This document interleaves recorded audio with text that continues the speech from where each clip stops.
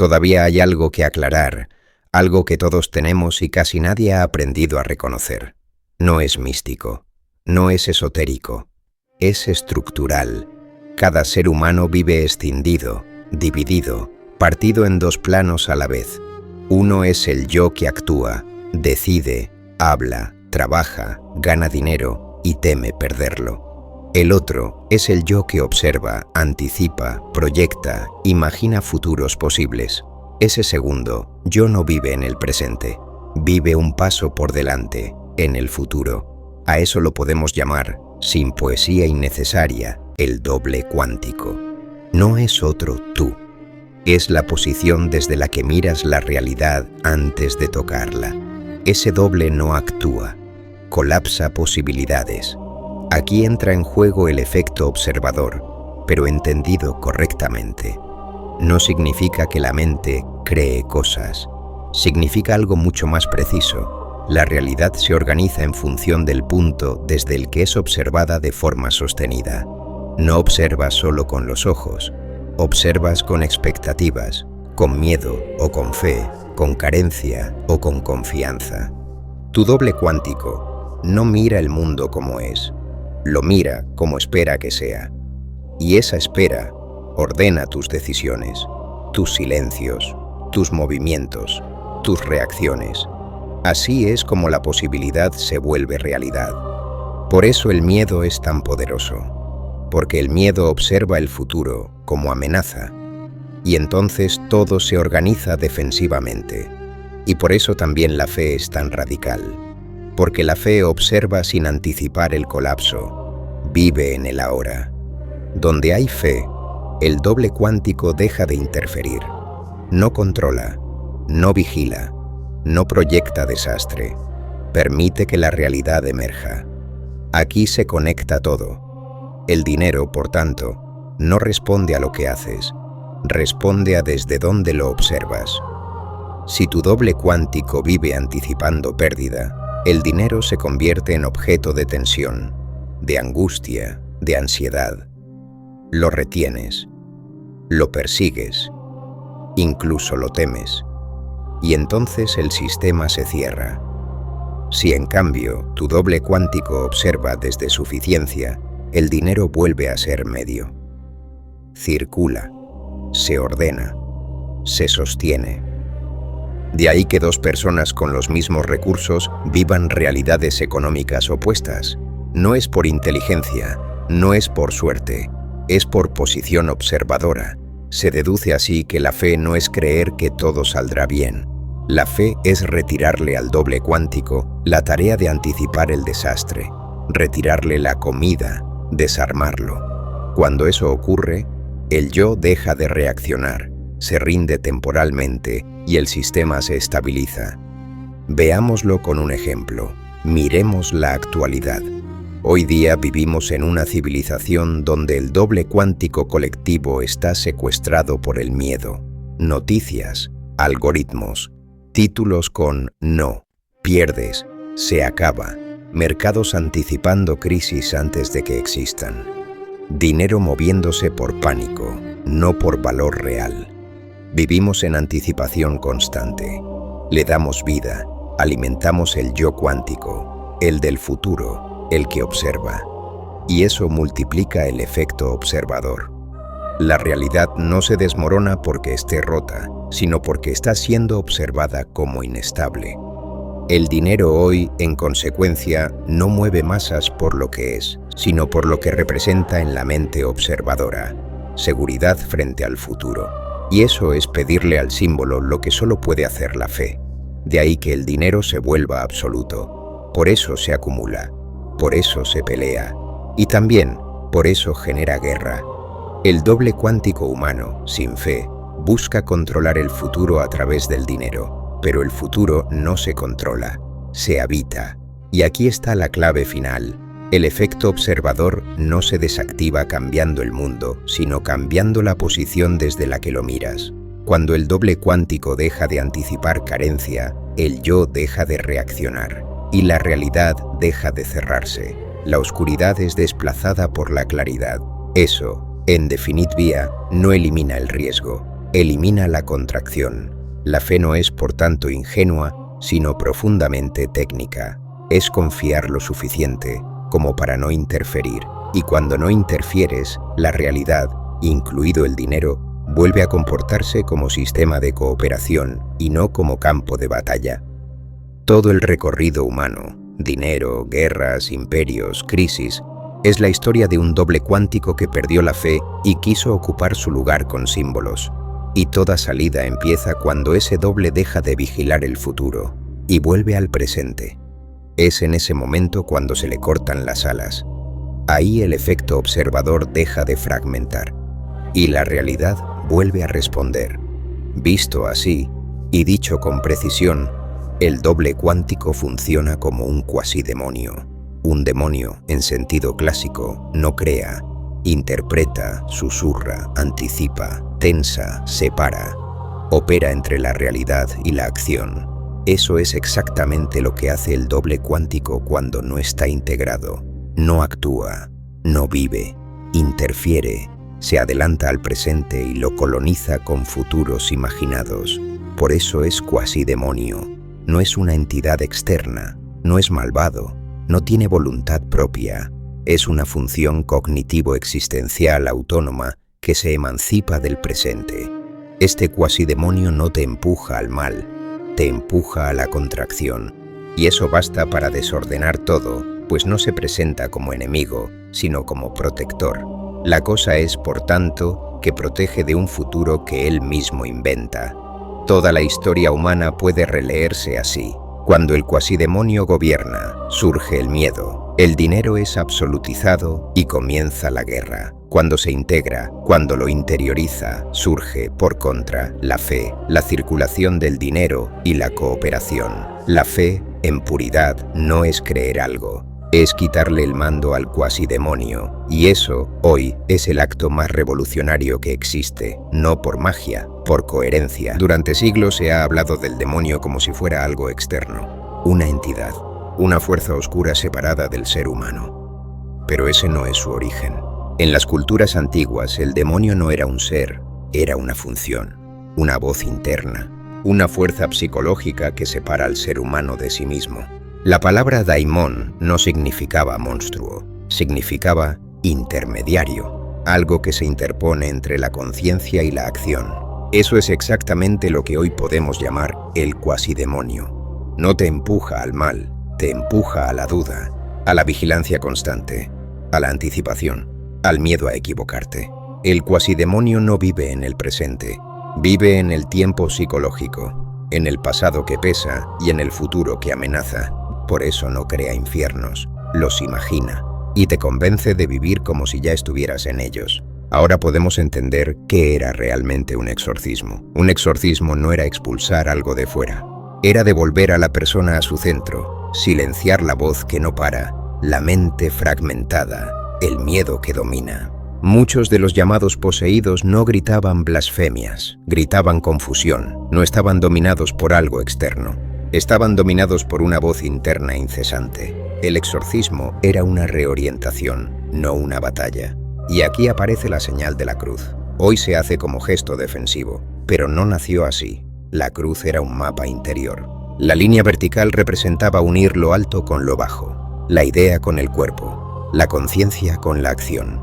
La línea horizontal representaba integrar pasado y futuro, memoria y expectativa. Cuando se trazaba la cruz, no se estaba invocando protección, se estaba declarando presencia. Estoy aquí, ahora, alineado. Eso desactiva al cuasidemonio, porque el cuasidemonio solo existe cuando no estás aquí. Cuando el mensaje se institucionaliza, todo se tergiversa. El demonio se convierte en enemigo externo. La fe se convierte en creencia mental. El ritual sustituye al Estado. Y ocurre algo peligroso. La persona deja de mirar dentro y el cuasidemonio queda intacto. Por eso hoy existen personas muy religiosas y profundamente dominadas por el miedo. Donde hay fe real, no puede haber miedo. Sostener el Estado, pedir nace de la carencia. Permanecer nace de la fe. El cuasidemonio no se combate. Se queda sin función cuando permaneces. La señal de la cruz no era un escudo mágico. El exorcismo no era una lucha. Todo apuntaba a lo mismo: volver al centro, sostener el estado, no mirar atrás cuando aparece la duda. Eso fue lo que se perdió. Y eso es lo que ahora vuelve a entenderse, ya sin símbolos, pero con claridad. Ahora viene lo delicado, porque el cuasidemonio no solo se descubre en uno mismo, también se manifiesta en los demás. Y no se detecta por lo que alguien dice, se detecta por desde dónde habla. Primera clave: el cuasidemonio siempre habla en futuro o en pasado, nunca en presente. Escúchalo bien. Cuando esto pase, antes yo era... No es planificación, es desplazamiento de la hora. Segunda clave: necesidad constante de validación. Cuando alguien necesita convencerte, no está compartiendo, está defendiéndose. El cuasidemonio necesita testigos, porque duda incluso de sí mismo. Tercera clave: confusión entre intensidad y verdad. Hay personas muy intensas, muy seguras en apariencia, pero observa esto: cuando se les hace una pregunta simple, no responden. La verdad es simple, el cuasidemonio la complica para no quedar expuesto. Cuarta clave: victimismo sofisticado. No el obvio, el elegante. Lo hago por amor, es por tu bien. Ahí no hay entrega, hay control. El cuasidemonio no domina con fuerza, domina con culpa. Quinta clave: incapacidad de permanecer en silencio. El silencio lo desactiva. Por eso huye de él. Opiniones, explicaciones innecesarias. Cuando alguien no puede sostener una pausa, es miedo a quedarse a solas con su voz interna. Sexta clave: reacción desproporcionada a la calma. Cuando tú permaneces tranquilo, el cuasidemonio del otro se inquieta. No porque le hayas hecho algo, sino porque lo estás dejando sin espejo. Por eso la calma provoca rechazo. Séptima clave: confusión entre fe y creencia. El cuasidemonio cree, pero no confía. Vive en miedo, escasez y control. La fe real no necesita defenderse. Se nota en cómo alguien atraviesa la incertidumbre. No se expulsa el cuasidemonio de otro, nunca. No se combate, se deja sin función. ¿Cómo? Permaneciendo. Cuando no reaccionas, el cuasidemonio no encuentra dónde engancharse y se retira. Ya no tiene dónde operar. Eso es el verdadero exorcismo. Nunca fue teatral, era presencia sostenida frente a la confusión. Y por eso incomoda tanto. Esto no termina aquí. Esto solo acaba de empezar. Hay una frase que se repite desde hace siglos: la culpa no es mía, es del demonio. Y parece inocente, pero en ese instante la responsabilidad sale de la conciencia. Y el poder también. El demonio deja de ser una función interna y se convierte en excusa externa. Esto no libera, infantiliza. Si no soy responsable de lo que pienso o de cómo reacciono, entonces tampoco puedo transformarlo. El cuasidemonio ama esta idea, porque así puede seguir operando sin ser visto. No soy yo, es algo que me pasa. Cuando alguien dice, no era yo, lo que realmente está diciendo es, no quiero mirarlo. Históricamente, cuanto más rígida se vuelve una doctrina, más demonios aparecen para proteger la identidad. Aceptar que la voz destructiva es interna implica algo muy exigente: responsabilidad sin culpa. La culpa paraliza y divide. La responsabilidad libera e integra. Eso también soy yo y puedo sostenerlo. Jesús no culpaba, simplemente devolvía a la persona a sí misma. No hay castigo ahí, hay agencia. El cuasidemonio moderno no necesita cuernos, necesita justificaciones sofisticadas. Es el sistema, es el karma.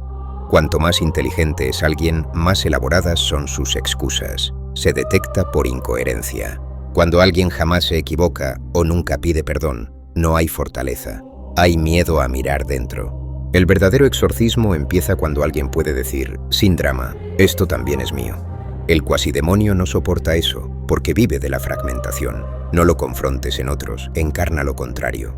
Responsabilidad sin dureza, claridad sin ataque, presencia sin necesidad de tener razón. Eso deja al otro solo frente a su voz interna, sin excusas, sin demonios externos. Ahí ocurre el giro. No es una expulsión, es una integración.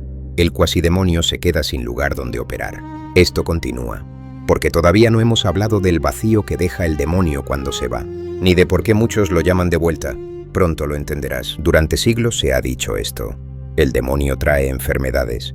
El demonio provoca desastres. El demonio castiga. Y aquí es donde hay que parar y limpiar, porque esa idea no explica la realidad, la distorsiona. Los desastres naturales no son castigos, son procesos físicos, terremotos, volcanes, inundaciones, sequías. No tienen intención, no tienen moral, no tienen mensaje oculto. Son dinámicas de un planeta vivo, nada más. Cuando el ser humano los interpreta como castigo, no está leyendo la naturaleza, está proyectando culpa. Ahora vamos a las enfermedades. No son demonios, no son pruebas espirituales, no son faltas morales, son desajustes biológicos, neurológicos, inmunológicos, psicosomáticos. No hay entidad ahí, hay sistemas fuera de equilibrio. Y aquí entra el cuasidemonio, no como causa directa, sino como amplificador. Una mente fragmentada en miedo constante. Eso altera el cuerpo, por coherencia biológica. El cuerpo no distingue entre amenaza real e imaginada. Responde igual. Por eso el miedo sostenido enferma. Ahora viene el error histórico. Cuando una plaga arrasaba o una sequía mataba cosechas, la conciencia humana inmadura necesitaba una causa moral. Algo o alguien a quien culpar. Ahí nace el demonio como explicación total. Una explicación falsa pero tranquilizadora. Porque si es un demonio, entonces yo no tengo que entender el sistema. Mira lo que ocurre hoy. Este cáncer es por falta de fe. Eso no es profundidad, es violencia encubierta, porque traslada la carga al que sufre y le añade culpa. La realidad es más sobria y más justa. La enfermedad no juzga, el cuerpo no castiga, la naturaleza no se venga. Un sistema bajo tensión constante pierde capacidad de autorregulación. Eso vale para una persona y vale para una sociedad.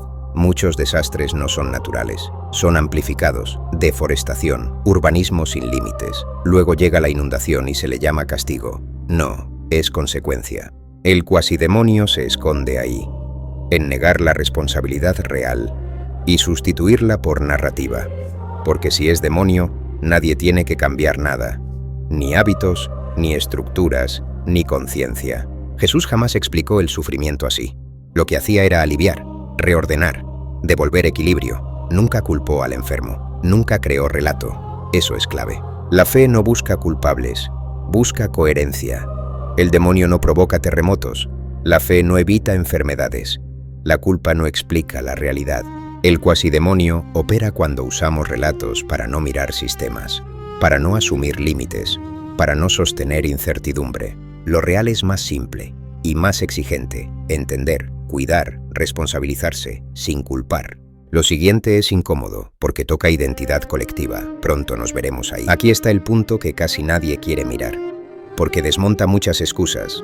El libre albedrío no es poder hacer lo que quieras. Eso es fantasía.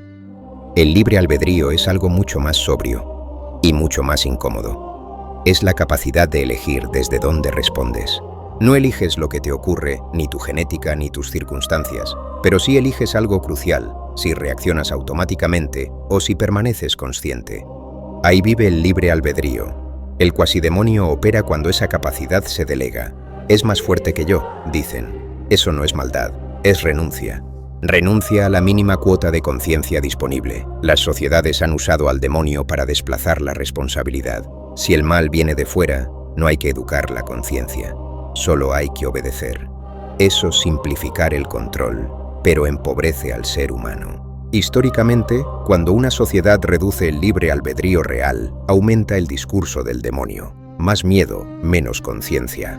El cuasidemonio no elimina el libre albedrío, lo anestesia. Te mantiene ocupado en ruido, en reacción, en urgencia. No te obliga, te acelera. Y una mente acelerada no elige, responde.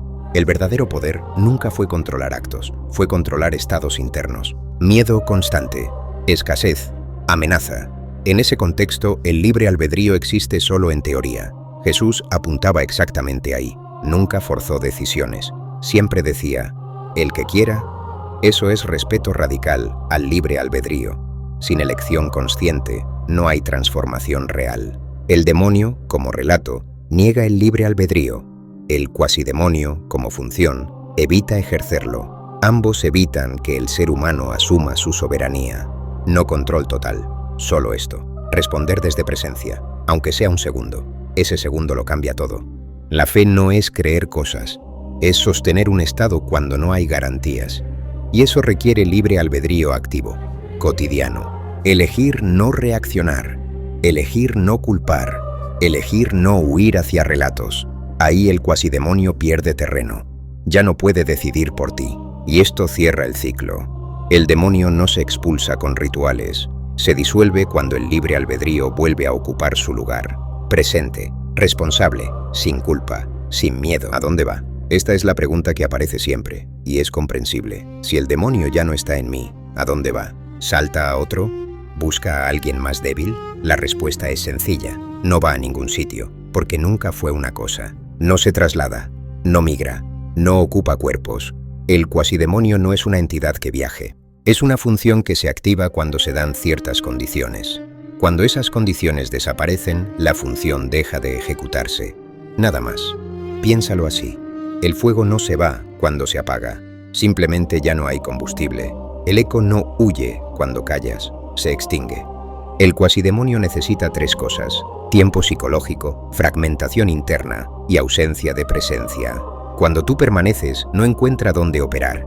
No se transfiere a otra persona. Otras personas siguen teniendo sus condiciones activas. Por eso parece que salta. No salta. Ya estaba ahí. Cada ser humano tiene la posibilidad de esa función, por diseño cognitivo. La mente humana crea narrativas, anticipa, recuerda. Eso es útil, hasta que gobierna. Cuando vives dominado por el miedo, el cuasidemonio se activa. No hay contagio espiritual. Hay resonancia psicológica. Dos personas fragmentadas se amplifican. Una presente y otra fragmentada no. Cuando recuperas tu centro, algunas personas se alejan, no porque algo las haya atacado, sino porque tu presencia deja de sostener su narrativa. Algunas necesitan el ruido, el drama compartido. Cuando eso desaparece, se sienten expuestas. Dicen cosas como: «Te has vuelto frío». No es verdad. Lo que falta es enganche. El cuasidemonio no busca personas débiles. Busca contextos favorables. Sociedades aceleradas, basadas en miedo. Ahí la función se activa en masa. No porque haya un ente suelto, sino porque el entorno lo facilita. El verdadero trabajo no es expulsar demonios, es reducir las condiciones que los activan. Presencia, educación emocional, responsabilidad sin culpa, ritmo humano. Eso es lo revolucionario. Y ahora el cierre.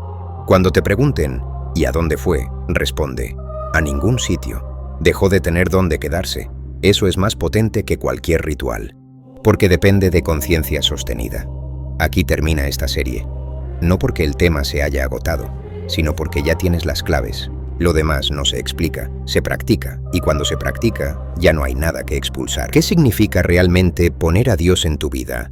No es un acto religioso, es una corrección de conciencia. No es invocar a una figura externa para que solucione tus problemas. Eso sería, de nuevo, un error de cálculo. Poner a Dios en tu vida es elegir el estado de unidad frente a la fragmentación. Es elegir la presencia frente al cuasidemonio. Cuando Dios ocupa tu conciencia, el demonio se queda sin función. No porque lo venzas, sino porque ya no hay división donde pueda operar. Ya no pides desde la carencia, vives desde la respuesta. Ya no temes al castigo, actúas desde la coherencia. Eso es poner a Dios en tu vida, alinear tu idea con tu cuerpo, tu conciencia con tu acción. Aquí, ahora. Es la única solución real. Porque donde hay unidad, el miedo no tiene espejo. Y cuando el miedo calla, solo queda Él. Pon a Dios en tu vida y deja de buscar fuera lo que ya eres por dentro. Hecho está. Durante semanas hemos hablado de fe, de palabra, de algoritmo y de responsabilidad. Hemos hablado de que no falta nada, falta orden. Hemos hablado de que el dinero no es dinero, es confianza organizada. Y ahora toca algo concreto: cocina vecinal.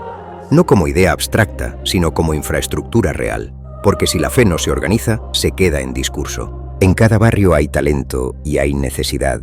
Hay personas que saben cocinar increíblemente bien y hay personas que necesitan comer. No falta comida, falta conexión.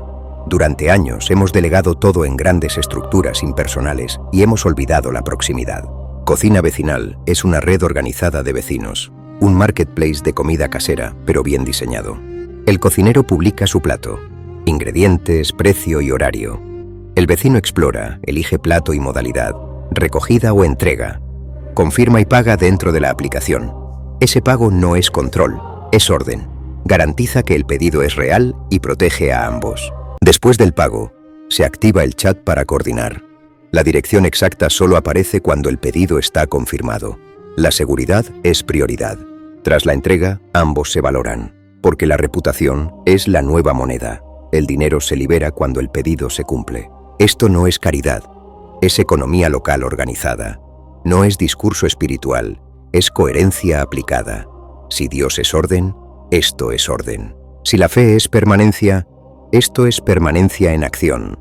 Si el dinero es confianza estructurada, esto es confianza a nivel barrio. Estamos activando la fase de preinscripción. Esto no se lanza con miles, se lanza con personas alineadas. Si quieres formar parte del piloto inicial, envía un correo a info@cocinavecinal.com. Incluye tu nombre, ciudad, si eres cocinero o comensal, y cómo te gustaría participar. Las primeras personas tendrán prioridad, porque esto no va de marketing, va de comunidad. Dios no baja comida del cielo, organiza manos. Y cuando la comunidad se ordena, no le faltará a nadie su plato en la mesa. Pon a Dios en tu vida. Hecho está.